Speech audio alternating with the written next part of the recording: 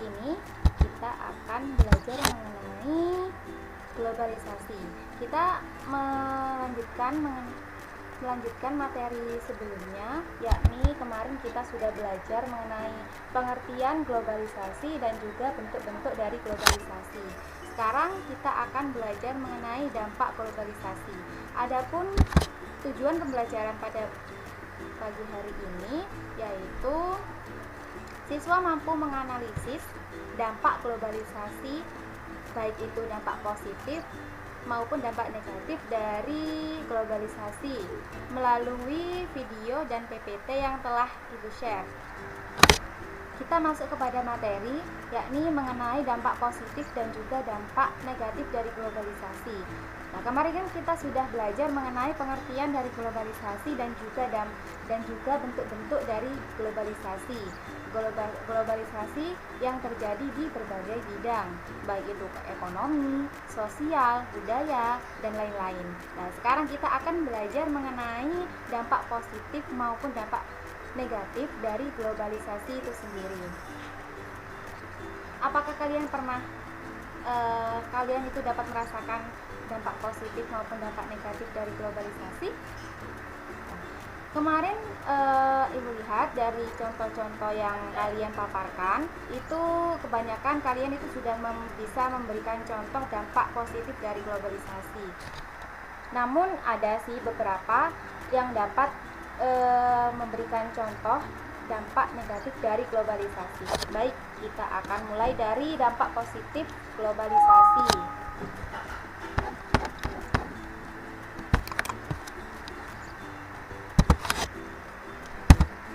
Kalian bisa melihat gambar di sebelah kiri. Itu ada gambar laptop. Nah, itu adalah salah satu contoh dampak positif globalisasi. Di sini juga ada contoh gambar anak, bisa dibilang kenakalan remaja. Nah, itu salah satu dampak negatif dari globalisasi. Baik, kita mulai dari dampak positif globalisasi. Dampak positif globalisasi, di sini Ibu akan memaparkan ada 7.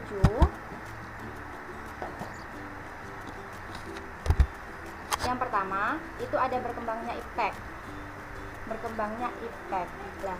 Nah, kita sebagai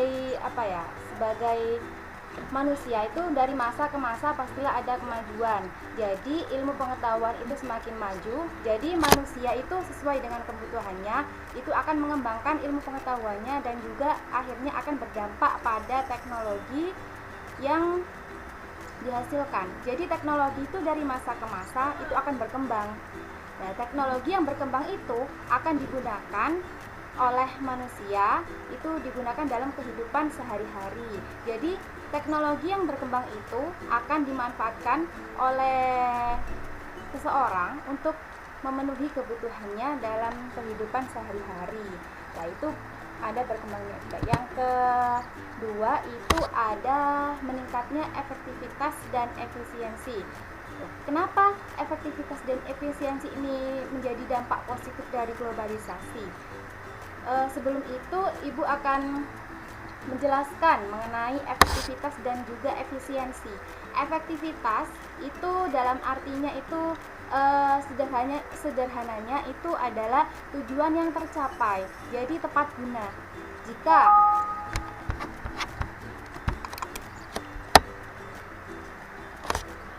Jadi efektivitas dalam arti itu tugasnya itu sudah tercapai seperti itu.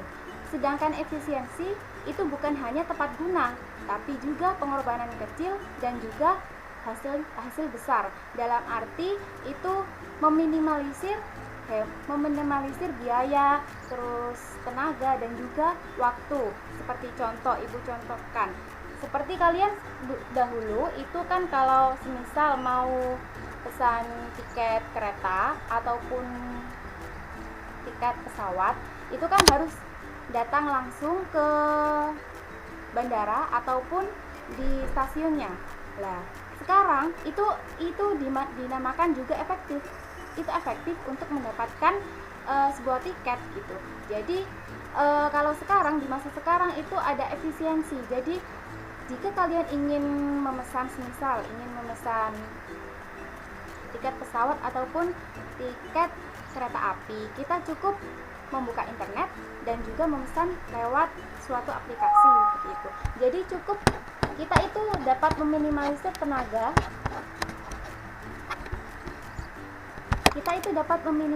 tenaga, hemat waktu dan juga biaya gitu. Jadi bukan hanya efektif dan juga efisien seperti itu. Selanjutnya itu ada perekonomian semakin meningkat. Jadi dampak positif globalisasi itu dapat meningkatkan suatu perekonomian dalam suatu negara. Kenapa begitu? Karena globalisasi ini kan mendunia. Jadi investor itu akan bebas, dalam arti tidak ada batasan untuk menanamkan modalnya dalam beberapa negara. Jadi suatu negara itu akan kedatangan banyak investor atau kedatangan banyak pemodal. Jadi modal-modal ditanamkan di suatu negara. Jadi negara tersebut akan perekonomian meningkat, terus investasi juga meningkat, terus lapangan pekerjaan juga menjadi luas, pengangguran dipersempit dan juga nanti akan berimbas kepada kemiskinan yang semakin menurun. Seperti itu. Kita lanjut pada dampak positif globalisasi selanjutnya. Kita next. Oke, kita beranjak pada dampak globalisasi ke-4. Itu dapat meningkatkan taraf hidup masyarakat. Nah, jadi kita kan tadi sudah berkembangnya perekonomian suatu negara. Jadi itu akan berdampak pada meningkatnya taraf hidup masyarakat. Lapangan pekerjaan semakin luas, kemiskinan semakin sedikit dan juga pengangguran dapat diminimalisir. Kita akan berlanjut ke nomor 5, itu dampak positif globalisasi. Yang nomor 5 itu adalah komunikasi semakin cepat dan mudah. Di sini dengan dampak adanya globalisasi itu komunikasi yang dapat kita manfaatkan itu semisal kayak sekarang media sosial itu kan banyak digunakan oleh orang-orang sekarang untuk melakukan komunikasi jarak jauh dengan banyak orang, dengan baik itu di dalam negeri maupun di luar negeri. Jadi komunikasi yang berlangsung itu akan semakin cepat dan mudah dan juga murah seperti itu.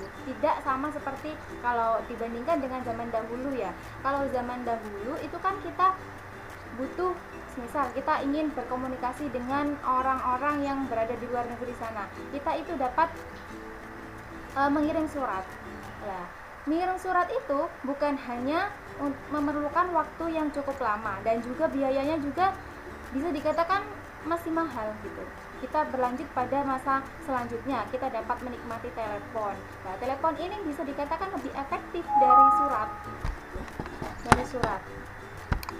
Namun di situ biayanya masih tergolong masih mahal gitu dan tidak semua orang bisa menikmati telepon.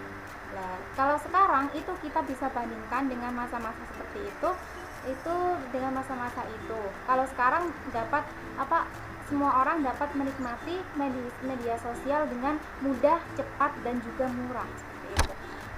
Selanjutnya itu ada yang nomor 6, itu ada berkembangnya dunia pariwisata. Mengapa itu menjadi dampak positif dari globalisasi? Karena itu kan sekarang berhubungan dengan yang sebelum-sebelumnya. Itu kan misal kita berniat untuk mengembangkan suatu usaha pariwisata. Nah, itu kita dapat mempost atau membagikan itu tempat wisata kita yang kita kembangkan itu ke dunia luar. Jadi mereka di sana itu dapat melihat pariwisata yang kita kembangkan dan tempat wisata itu akan dikenal oleh banyak orang seperti itu. Selanjutnya yang terakhir itu ada perkembangan alat komunikasi dan juga keterbukaan informasi. Ini sama juga dengan sebelum-sebelumnya. Jadi alat komunikasi dan juga informasi ini semakin bertambahnya masa atau bertambahnya zaman itu akan berkembang dan juga meningkat seiring dengan perkembangan ilmu pengetahuan dan teknologi gitu. Jadi kita itu bebas untuk misal kita ingin menggali informasi, kita tinggal lihat di internet, di Google, itu dapat kita klik misal mencari informasi lah. Di situ ada berbagai informasi, jutaan bahkan miliar informasi yang dapat kita peroleh dari situ. Kita lanjut pada dampak negatif globalisasi. Baik, dampak negatif globalisasi di sini juga Ibu akan menerangkan ada 7 poin. Yang pertama itu ada westernisasi. Apakah kalian sudah tahu apa itu westernisasi? Ya. Kalau belum, ini Ibu akan menjelaskan lebih sederhananya. Itu westernisasi itu ialah munculnya perilaku kebarat-baratan. Kebanyakan dari westernisasi ini dialami oleh remaja. Kenapa? Karena remaja itu perilakunya itu cenderung masih labil gitu. Jadi mereka itu masih belum ada pegangan untuk kehidupannya. Jadi mudah terombang-ambing budaya yang masuk gitu. Jadi mereka lihat ini ikut ini, terus mereka melihat itu jadi ikut itu gitu. Selanjutnya itu ada demoralisasi. Itu demoralisasi itu bisa dikatakan sederhananya itu adalah merosotnya akhlak dan moral seseorang gitu. Jadi ketika nilai-nilai sosial yang masuk ke dalam suatu negara, sedangkan nilai-nilai sosial itu tidak sesuai dengan nilai-nilai sosial yang berada di suatu negara tersebut, jadinya ada ketidakcocokan di situ. Jadinya akan menyebabkan moral atau akhlak seseorang itu menjadi menurun gitu. Jadinya ketika kita sudah meniru budaya atau kebiasaan-kebiasaan orang barat, itu akan mengakibatkan demoralisasi atau merosotnya akhlak dan moral seseorang. Kita lanjut pada yang selanjutnya, itu ada kesenjangan sosial dan ekonomi. Itu maksudnya apa? Kesenjangan sosial ekonomi itu maksudnya adalah perbedaan yang tajam antara satu kelompok dengan kelompok yang lain, seperti itu. Jadi perbedaan yang tajam antara, bisa dikatakan ya, si kaya dengan si miskin. Nah, si miskin yang miskin semakin miskin, yang kaya semakin kaya. Jadi gitu. Jadi patokan suatu negara itu menjadi makmur itu bukan hanya pendapatan nasional saja. Nah, kita bisa lihat di sini itu ketika pendapatan nasional itu meningkat, itu harus dibarengi dengan pendapatan per kapita yang juga meningkat. Seperti itu. Jadinya kalau di situ tertera pendapatan per kapita itu sudah meningkat, jadi masyarakat itu tergambar sudah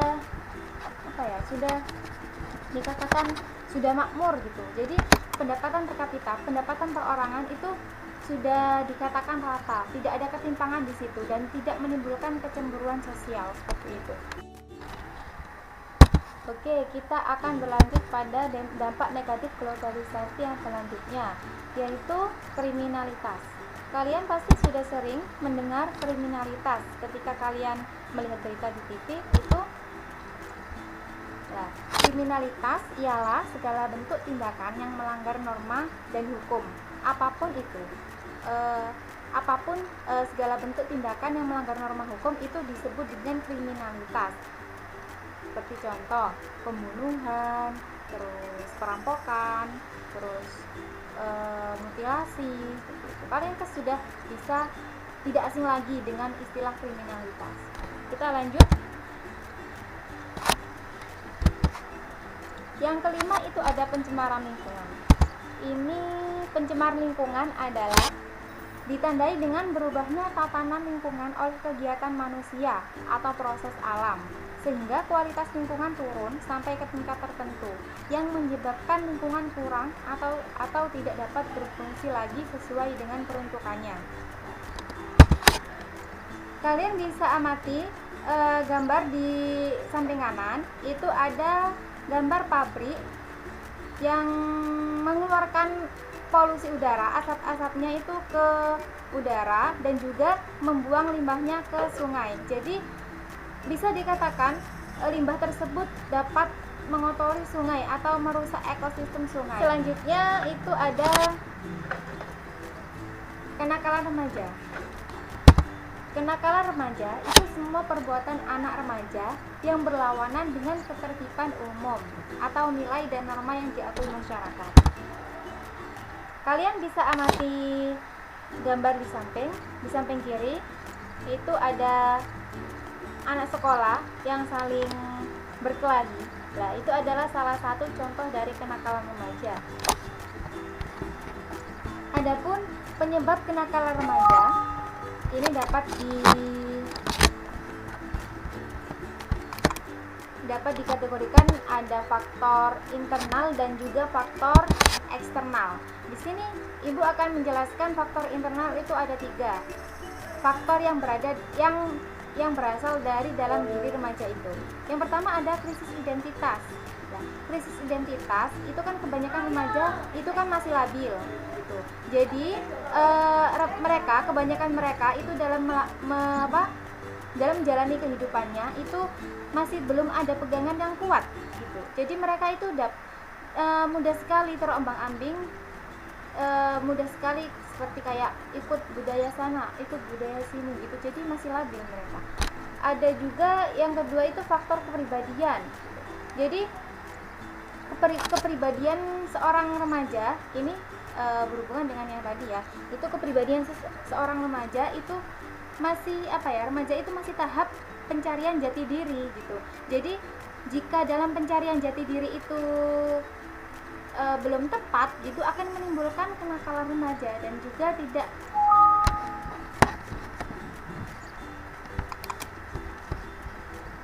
baik. Yang ketiga itu ada faktor status dan peranannya dalam masyarakat gitu. Jadi ketika seseorang itu semisal remaja itu melakukan kenakalan remaja, semisal merokok gitu. Jadi sama masyarakat itu dicap bahwa oh itu perokok gitu. Jadi mereka itu aku sudah dicap, berarti aku sudah wajar lah aku kalau merokok gitu. Jadi mereka itu merasa itu sudah wajar gitu. Jadi itu dapat menimbulkan suatu kebiasaan gitu. Jadi menurut mereka kenakalan remaja itu sudah biasa gitu. Yang selanjutnya adalah faktor eksternal dari kenakalan remaja. Itu yang pertama adalah kondisi lingkungan keluarga. Jadi keluarga itu adalah lingkungan terkecil yang bisa dikenal oleh remaja gitu, sebelum lingkungan sekitar, sebelum lingkungan masyarakat. Jadi peran keluarga ini sangat penting untuk menentukan remaja itu dapat berperilaku baik atau buruk gitu. Jadi keluarga ini sangat penting. Yang kedua itu ada kontak sosial dari lembaga masyarakat kurang baik gitu. Jadi masyarakat lingkungan sekitar itu beranggapan bahwa misal kenakalan remaja itu adalah suatu hal yang wajar, adalah suatu kewajaran, misal merokok. Itu jadi anggapan dari masyarakat sekitar bahwa merokok itu adalah hal yang wajar, itu dapat menyebabkan kenakalan remaja itu menjadi marak gitu. Jadi mereka para remaja itu semakin tidak ada kekangan gitu dalam melakukan kenakalan itu. Yang ketiga itu ada kondisi geografis atau kondisi alam fisik. Kondisi geografis ini contohnya seperti wilayah yang tandus, terus gersang, seperti itu dapat menentukan mempengaruhi kenakalan remaja. Yang terakhir ada faktor kesenjangan ekonomi dan disintegrasi politik. Tadi sudah dibahas bahwa kesenjangan politik dan kesenjangan ekonomi itu ialah adanya ketimpangan, adanya kesenjangan, adanya perbedaan yang tajam antara si kaya dan si miskin. Jadi di situ akan tumbuh suatu kecemburuan sosial dan berdampak pada kenakalan remaja gitu. Selanjutnya ada yang terakhir, ini ada individualisme yang semakin tinggi. Maksud dari individualisme yang semakin tinggi adalah perilaku yang mementingkan diri sendiri dan tidak mau tahu urusan atau kepentingan orang lain. Hal ini dapat kita temui itu kebanyakan di wilayah perkotaan. Terbukti dari perumahan, kita lihat di perumahan-perumahan semisal perumahan-perumahan besar di sana itu banyak memagari rumah mereka itu dengan pagar-pagar yang tinggi. Jadi ketika ditanya apakah mengenal antara satu tangga dengan tetangga lain, itu kebanyakan mereka itu masih belum kenal gitu. Jadinya sifat individualisme itu semakin tinggi gitu di antara mereka. Jadi tidak mau tahu antara satu individu dengan individu lain.